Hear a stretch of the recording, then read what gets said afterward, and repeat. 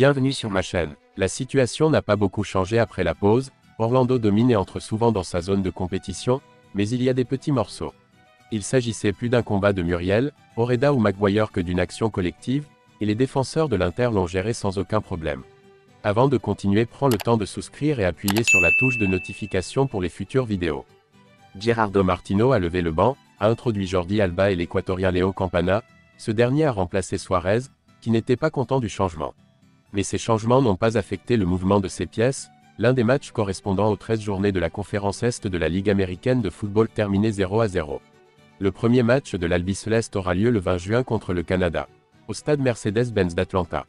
De même, Tata lui-même a déclaré à propos de la blessure de Lionel Messi après avoir joué contre Orlando City, « Ce n'est pas bon.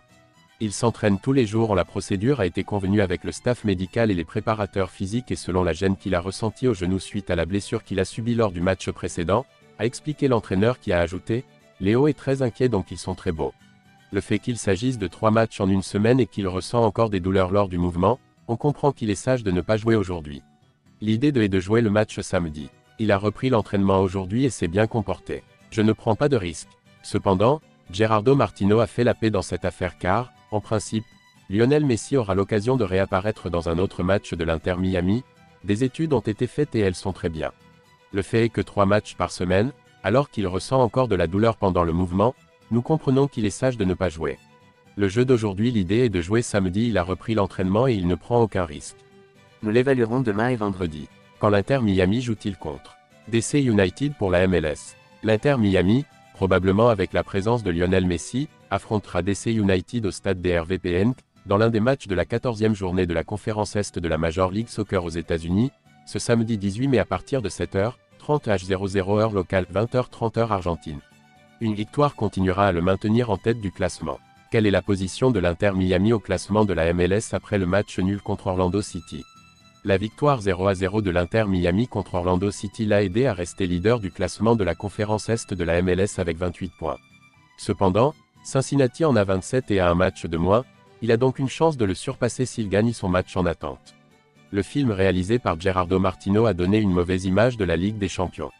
Lors de la victoire 3-1 contre Rayado, Drake Callender a ajouté à l'histoire du manque de diversité sur le banc puisque l'entraîneur n'a pas changé ses 10 soldats en raison du limogeage de Jordi Alba. La situation de vengeance n'est pas comparable à ce qui s'est passé lors du premier match à Fort Lauderdale, où il y a eu un conflit entre les supporters du club local, dont Messi, et les invités. L'Argentin Fernando Ortiz ouvre la voie. Les joueurs de Rosado ont été condamnés à une amende par la commission de discipline pour violation de la sécurité du stade. En raison du retard du 8e tour de la Coupe du Monde Conca. Champion, il n'a pas pu affronter Columbus dans le ticket final et y participer. Terminant dernier de la MLS lors de la saison 2023, ils espèrent profiter du match pour s'imposer le 20 avril contre Nashville à domicile au Chase Stadium à 21h30 période argentine. Ce candidat a ramené la joie de Lionel Messi depuis le 19 août, date à laquelle il a remporté la Coupe de la Ligue au tir au but, premier trophée de l'histoire de l'Inter Miami. La compétition de cette année se déroulera entre le 26 juillet et le 25 août, et le vainqueur partagera désormais le groupe 3 d'Est avec les Mexicains de Puebla et des Tigres. Ils ouvriront le premier match à domicile le samedi 27 juillet et clôtureront le premier tour contre les Tigers à Houston 7 jours plus tard. Les 2 matchs se joueront à 21h heure d'Argentine. Merci d'avoir regardé cette vidéo et je vous prie de laisser vos commentaires.